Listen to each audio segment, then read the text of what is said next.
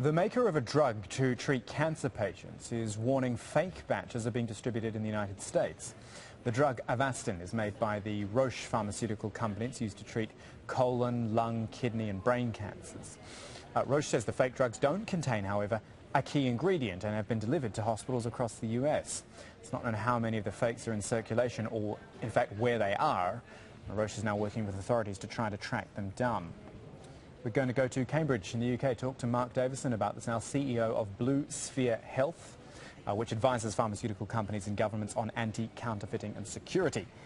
Mr. Davison, thank you for your time. I don't want to be naive and say that something like this doesn't happen in the quote-unquote developed world or in somewhere like the United States, because clearly it does, but it seems more of a surprise that it happens there.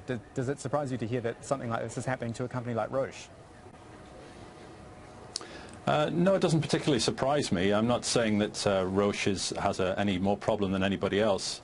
I think the fact that we're talking about this on the news tells you that it's a relatively rare problem, thankfully, and most of the drug supply is safe, and patients should be reassured that they are in a very safe healthcare environment. But these things do happen from time to time.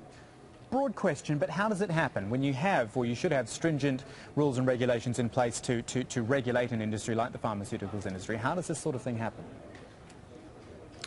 Sure, there's a number of ways it can happen. However tightly you control the distribution channels, you can't make it completely non-porous. There are ways and means of product getting into the supply chain. I think in this case it's come in through a distributor who is relatively foreign, and the product came in through a direct channel from abroad. So in this case you can see it may have bypassed some of the normal controls.